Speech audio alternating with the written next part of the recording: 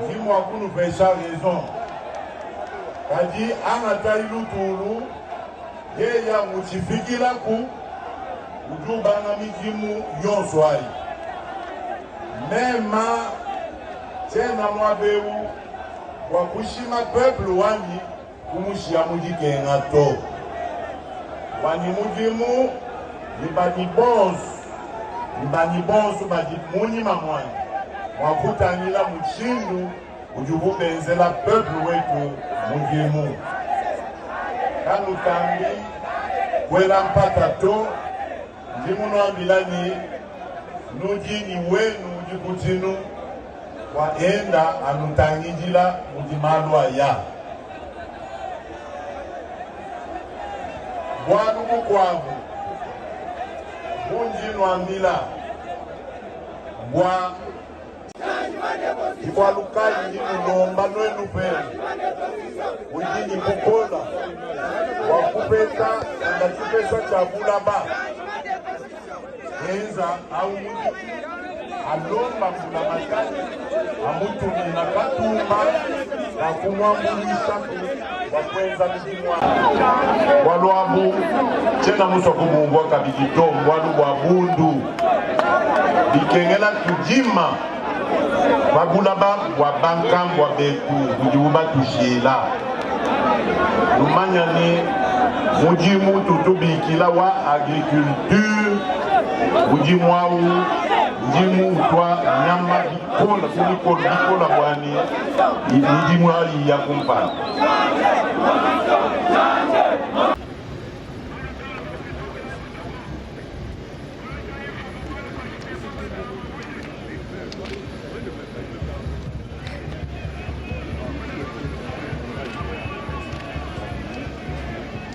Allez, deuxième. Surprise. Surprise.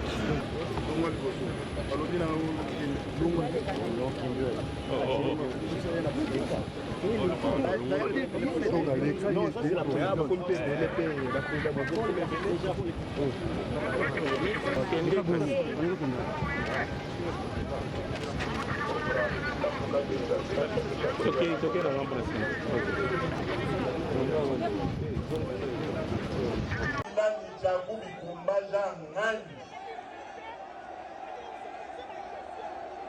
Kanulondi bana betu bakaji bakudumunani mutima kujibena lukuna babashima wani balakunushima wani mwane le président de la République muno elani mamono vwa moyi kadi panga nuvwa moyo ninya kwevi kwa ngani mukwabu ngabilani Jina jikubang Chena muswaka biji songa luma yetu songa kaji yetu isomba mubulofu to kaji lumanya muji ngambila songa luma yonsu nisonga kaji lumanya mbula mataji nanu pesha nwenu bonsu biji muto mbula mataji kakukokesha abubualuto Mungula mataji bena mujimu bambula mataji badini buni bukumbana badindambu uyaku pension badi bangata bafyaba badi kaba kwangata ba songa lumabonsu ni songa kajito kibwalukai tujibateka instrument idifikatoni kwetukuneku bwani songa luma songa kaji Constitution. Et aussi, nous allons lui demander à ce que c'est que les gens des Kananga demandent. La route de Kalambambouji, les courants en ce qui concerne les chutes Katende, chutes Mbombo, nous allons être derrière lui pour que cela puisse se réaliser. C'est bon? Bah écoute, on a été faire un tour, en tout cas dans la ville depuis que nous y sommes. Nous sommes là depuis quelques jours. Et en tout cas aujourd'hui, la population de Kananga s'est vraiment mobilisée. Si vous commencez par les centres-villes, là où il y aura le meeting populaire, donc à la place de l'Indépendance, il y a des gens qui sont là depuis tôt le matin parce qu'ils attendent leur président de la République.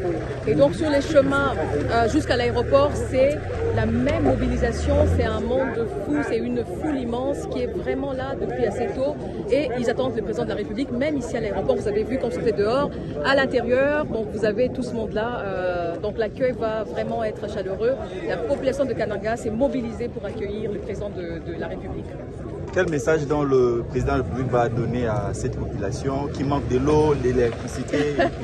Écoutez, le président de la République a commencé, comme vous le savez, une série d'itinérances. On a été au Katanga, donc Lubumbashi, on a fait Kalemi, on a fait Kisangani. Donc c'est une façon pour le président de la République de créer une sorte de proximité avec sa population. Donc vous savez, ce n'est pas les institutions sont à Kinshasa, mais il est dans une logique de l'itinérance. Il est le garant du bon fonctionnement des institutions. Il avait pris des engagements après sa réélection avec ces 6 points qui constituent les 6 programmes intégrés dans le PNSD et qui se retrouvent aussi dans les programmes du gouvernement. Il fait l'itinérance dès la première année de son 2e mandat pour voir les suivis des travaux.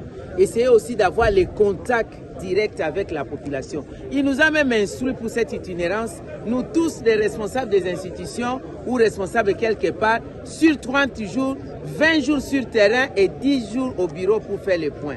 Alors c'est ce qu'il est tenté de faire, nous l'accompagnons naturellement. Moi j'ai une grande responsabilité dans le domaine de l'environnement. Ici dans le Kasaï central, c'est une province minière aussi, il y a des problèmes de pollution minière, de pollution des sols, etc. C'est une province sinistrée, savanicole, qui a besoin, n'est-ce pas, de participer au reboisement, à la forestation, qui a besoin d'être intégrée dans la grande vision du chef de l'État du couloir vert. Le couloir vert qui sera une réserve à vocation, donc c'est un aire protégé plutôt, à vocation de réserve naturelle en faveur, au service de la population, au service des communautés. Ce couloir va commencer de Kivu jusqu'à Kinshasa, évidemment, en passant par le Grand Kasaï, où nous allons procéder au reboisement avec des arbres fruitiers, au reboisement avec des palmeraies par exemple. Nous allons procéder aussi à la plantation des arbres à croissance rapide pour les utiliser comme énergie de chauffe en vue de préserver les quelques forêts primaires que nous avons dans le Grand Kasaï. Là, je parle de tous les Kasaï. Nous allons aussi procéder à la plantation, par exemple, des espèces telles que les arbres à chenilles, parce que ça a des protéines, ça va renforcer encore l'autosuffisance alimentaire, ça va lutter contre la pauvreté, ça va donner l'autonomisation à la femme, etc. Ça fait partie des objectifs de développement durable. Moi, dans mon secteur, mon rôle est celui-là. Ici, est-ce que les Congolais n'ont pas le droit de réfléchir? Tous les pays du monde, à des moments précis, lorsque le besoin l'exige, ils retouchent leur constitution pour être sûr qu'ils ont réglé un problème précis. Pourquoi on veut empêcher aux Congolais de réfléchir sur ce que c'est leur constitution et voir s'il y a des choses qui peuvent être réajustées pour être sûr que nous apportons des réponses aux préoccupations des Congolais. C'est ça le sens de la démarche du président de la République. Merci beaucoup. C'est un message d'espoir, un message d'encouragement, un message d'optimisme. C'est le message des centres kassaïennes et centres kassaïens. Nous l'avions dit, en dépit de toutes les difficultés de développement que nous connaissons, il est important pour toutes les filles et tous les fils du Kasaï central de se mobiliser pour accueillir le premier d'entre nous, le chef de l'État, afin que nous puissions booster encore plus son engagement à rencontrer les attentes de nos populations. Et quelles sont vos attentes en tant que législateur, en termes de développement, en termes de migration et des infrastructures? Nos attentes sont simples. Nous sommes la province de l'unité nationale. Nous sommes la province du centre de la République démocratique du Congo. Cette province est la province qui peut relier la RDC et permettre une bonne distribution de nos productions. La balkanisation n'est pas seulement un fait de géographie, c'est aussi un fait d'état d'esprit.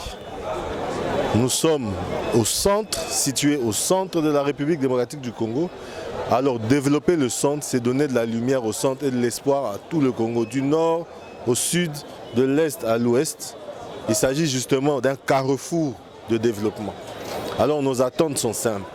L'électrification, nos chutes, Katende, Mbombo. les routes, les dessertes agricoles, toutes les routes nationales qui traversent le centre Kassai, ainsi que la route Kananga-Kalamambouji, mais dans le cadre de nous permettre d'évacuer notre production et non de subir la dépendance des productions d'autres pays voisins. Alors nous sommes là, motivés, mobilisés avec nos sœurs et nos frères pour accueillir le chef de l'État et lui réitérer notre engagement à le soutenir et attendre que son action soit visible au sein du Kassai central. Et nous sommes fiers puisque nous avons vu la volonté, nous avons vu les premiers pas. À ce stade, ce que nous voulons, c'est que nous puissions maintenant booster les efforts afin que le commun de mortels comprenne que c'est grâce à nos voix, près de 100% de voix, qui nous ont permis aujourd'hui de nous taper la poitrine, de dire que le chef de l'État nous appartient. Alors nous sommes fiers, nous sommes contents